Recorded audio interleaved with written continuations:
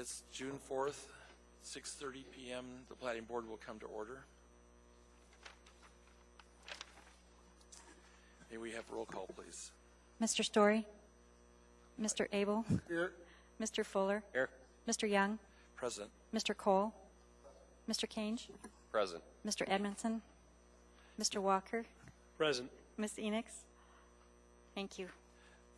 Mr. Story and Mr. Edmondson have been excused.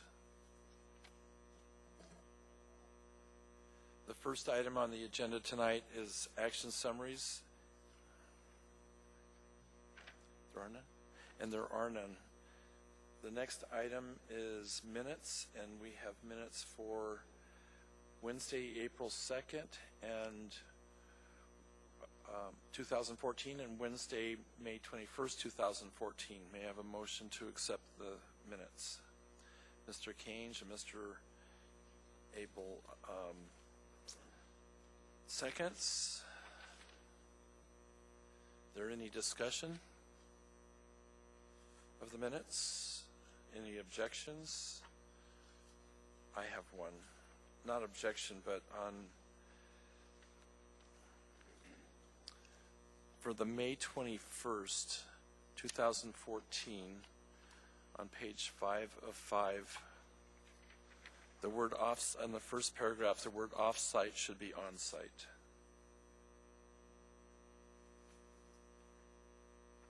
And so those are now corrected. Hearing no opposition, the motion carries. And the minutes are approved.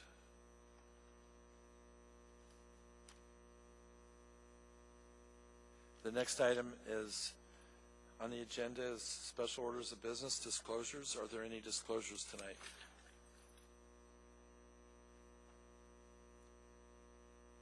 In that case, I will make one. In the case of S12071-1 Campbell Creek Commercial Edition 1, Tracks A, B, and C, my firm has had business dealings with the petitioner's representative on other matters. I have no financial or personal interest in the matters before the board tonight. I can remain impartial in fact and action as a member of this board without personal bias.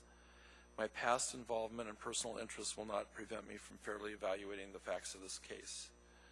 May I have a positive motion directing me to participate in case S12071? Mr. Kange and Mr. Fuller seconds. Mr. Kange, will you speak to your motion, please? Thank you, Mr. Chair. Based on your statement that you have no personal or financial interest in the case and your statement that you can be impartial in fact, I move to direct you to participate in case S12071.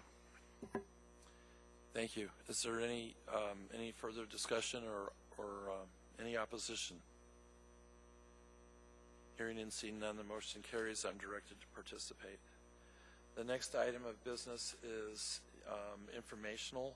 It's abbreviated plat action summary for May 26th. Are there any comments? Thank you. In hearing and seeing none, the next item is the consent agenda. And on the consent agenda, we have the Abbott Co-Housing subdivision. Is there any, may I have a positive motion to accept the consent agenda, please? Mr. Walker and Mr. Kange seconds. Is there any opposition to approving the consent agenda? Hearing and seeing none, the motion carries and the consent agenda is approved. We are now in new business, and the first case is S12048 Spruce Creek subdivision, and this has been requested to postpone it indefinitely. May I have a positive motion? Mr. Walker. Mr. Kange seconds. Mr. Walker, will you state your motion? I move that case number S12048 Spruce Creek subdivision be postponed at the petitioner's request indefinitely. Thank you. Is there any discussion? Is there any opposition to this motion? Hearing and seeing none, the motion carries and the case is postponed indefinitely.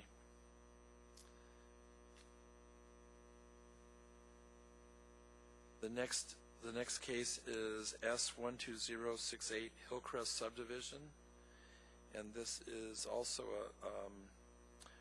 a notice to postpone until July 16th, 2014.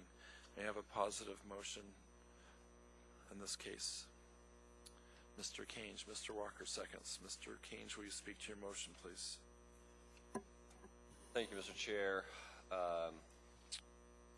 With regard to case S12068, I move to postpone this case.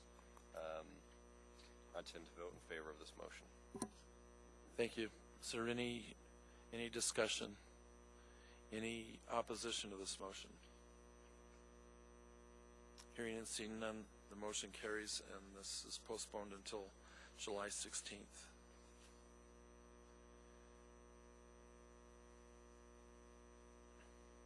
The next case is S12071 Campbell Creek Commercial Edition 1. May we have staff's presentation, please? Thank you, Mr. Chairman. This plat is a request for subdivision of 8 lots into 3 tracts of land with the vacation of a 5-foot telephone and electric easement along the exterior boundary of existing lot 1A-1, vacation of a 60-foot right-of-way known as East 55th Avenue, and vacation of a 20-foot by 150-foot portion of an alley right-of-way. The petition site is zoned I-1 Light Industrial District. Each proposed lot and tract within the proposed subdivision will meet the minimum lot size and width required in the I-1 district. The petitioner is proposing, like I said before, to vacate a 5-foot telephone and electric easement, a 60-foot right-of-way known as East 55th, and a 20-foot by 150-foot portion of alley. Vacation request has been reviewed and found to conform to the municipal vacation policy. East 55th Avenue and the 20-foot alley were dedicated on September 10th, 1949 by Plat P-163A.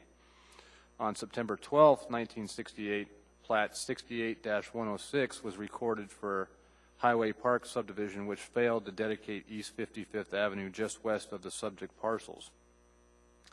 On October 26, 1972, Plat 72-225 was recorded just east of Ingra, which again failed to dedicate East 55th Avenue. With the failure to dedicate East 55th Avenue to the east and west of this section, we are left with a small remainder portion of right-of-way likely never to be improved. Access to the adjoining property is provided by dedicated and constructed rights-of-way. Traffic circulation will not adversely be affected by these vacations. 60-foot right-of-way known as East 55th Avenue and the 20-foot by 150-foot portion of alley appear to be excess to municipal needs for right-of-way. Reviewing agencies and utilities have either no comment or no objection to these vacation requests. However, the vacation of the 20-foot by 150-foot portion of alley will leave a dead-end alleyway which is prohibited by Anchorage Municipal Code 2180-250. Thus, staff would recommend approval of the requests for vacation of the easements and the right-of-way subject to the petitioner obtaining a variance from AMC 2180-250 to allow a dead-end alley or include the owners of Lot 1A directly south and west of the project area in vacating the entire alley between East 55th Avenue and East 56th Avenue. Thank you very much. Thank you. And before we open the hearing to public testimony, I want to read the procedures by which the public may speak to the Platting Board at this meeting. After the staff presentation is completed on public hearing items, the chair will ask for public testimony on the issue. Persons who wish to testify will follow the time limits established in the Commission Rules of Procedure. Petitioners, including all of his/her representatives, have 10 minutes. Part of this time may be reserved for rebuttal. Representatives of groups, community councils, PTAs, etc., have 5 minutes. Individuals have 3 minutes. When your testimony is complete, you may be asked questions by the board. You may only testify once on any issue unless questioned by the board. Any individual may have appeal rights relating to any action the Platting Board takes. Appeal of this decision or any of the conditions is governed by AMC 21.11.304. The decision of the board at the scheduled public hearing shall become final 7 calendar days after the date the decision is made on the record, unless a written request is submitted to the Planning Division prior to the expiration of the 7th day and prepare a written decision based upon the record made at the hearing, and the request is accompanied by a written notice of intent to appeal. Adoption of the written decision by the Platting Board becomes the final appealable decision.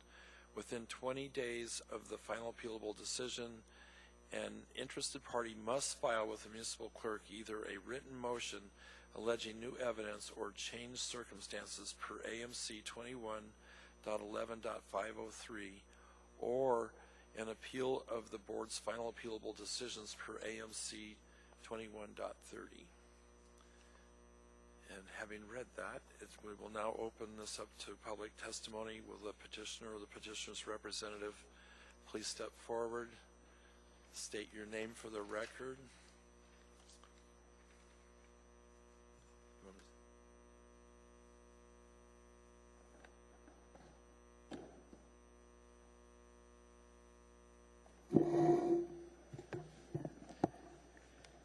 Good evening, Mr. Chairman, members of the board. My name is Tom Dreyer, and I represent the petitioner tonight, who is here with us in the auditorium, Mr. Hans Schwager, the owner of the property, most of the property. We concur with all the department recommendations, and we're fine with specifically that A2 obtain a variance from AMC 218250 to allow a dead-end alley. That one there just kind of arose from, well, what Walmart was the owner of that parcel to the west there, and trying to get them to join in on a vacation was rather difficult. It's kind of like trying to drag an elephant to a water hole or something. It basically said for them to even ask their attorneys to participate would cost them about $40,000. So that was the reason for this, and I really appreciate the staff coming up with a solution and just getting a variance for the dead-end alley. In the beginning, traffic engineering was fine with that portion there because it's less than 150 feet. So one way you could look at it was just a part of a hammerhead turnaround. But the details are details, and the code does state that. So we'll submit this hopefully by June 10th, and we'll see you again on, I guess, the August 4th meeting for the variance on that little piece of alleyway. And all the other conditions we're fine with, and I'll reserve the rest of my time, and I'll welcome to answer any questions you may have. Thank you. Thank you, Mr. Dreyer. You have 8 minutes and 22 seconds left for rebuttal. Are there any questions for the petitioner's representative or the petitioner? Thank you. All right, thank you. Is there anyone from the public wishing to testify tonight?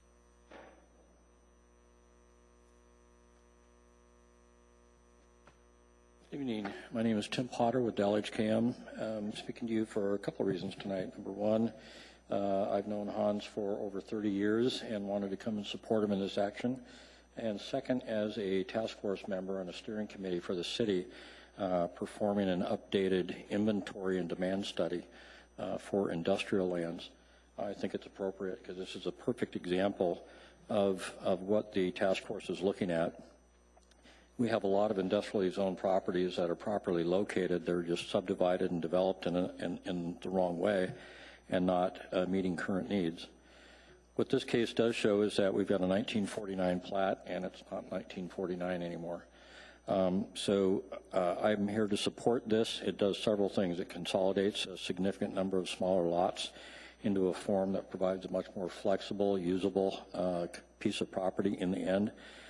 Secondly, it adds about 20,000 square feet with the vacation of 55th to that inventory of industrial property in a very industrial area, which is very, very important for the city and the community as a whole. And lastly, that adds about 20,000 square feet of industrially zoned property to the tax rolls, which also is a benefit. So with that, I'd be happy to answer any questions. I do support this action. Thanks. Thank you. Are there any questions for Mr. Potter? Thank you. Anyone else from the public wishing to testify tonight? Mr. Dreyer, would you like to use any of your rebuttal time? Is there any more questions of Mr. Dreyer?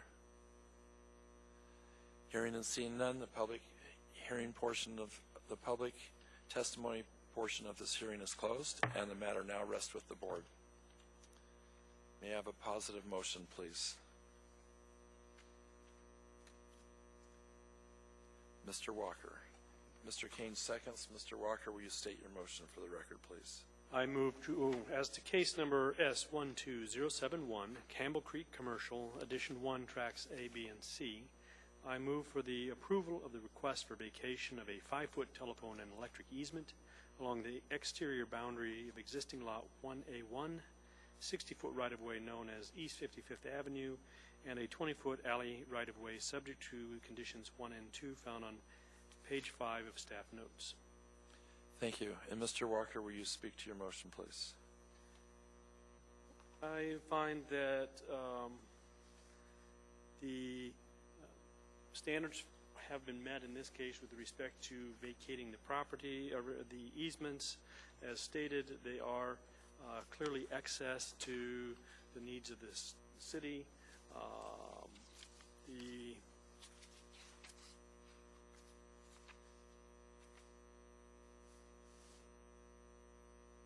I find that it'll allow the property to be redeveloped according to standards that we have now in place rather than in 1949. It meets the industrial zoning of the area. It's going to provide an efficient movement of vehicular and pedestrian traffic. Looks like the plan is providing adequate and properly placed utilities, provides adequate access for fire apparatus and adequate recreational light, and avoids congestion.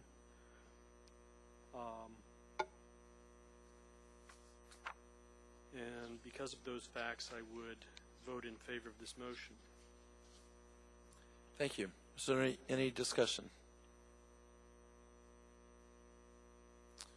I will take this opportunity to state that I will also support this motion, and several other findings are that that staff found was that this is going to conform, or this will conform to the municipal vacation policy, and that the remainder portion of the right-of-way would likely never be improved. Is there any opposition to this motion? Hearing and seeing none, the motion carries. May I have a second motion for approval of plat for 18 months?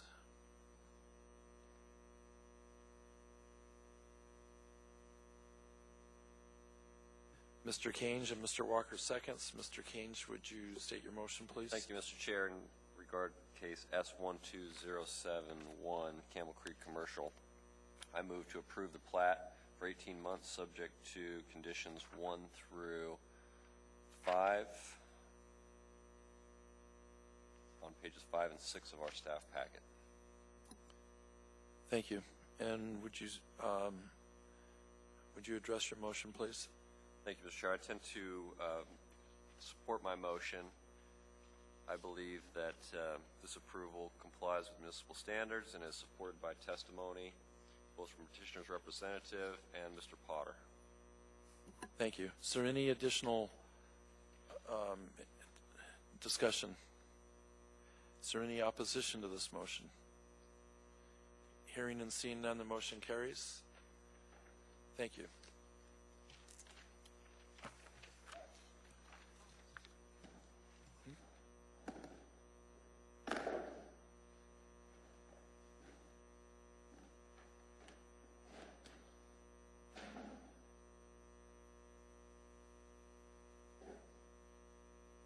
The next item on our agenda is our next meeting, which is going to be July 16th. I think everybody got the memo, I hope. So this is a reminder. Are there any, we don't have any reports, are there any board member comments tonight? May I have a motion for adjournment, please? Mr. Walker, Mr. Fuller seconds. Any opposition? The motion carries. We are adjourned.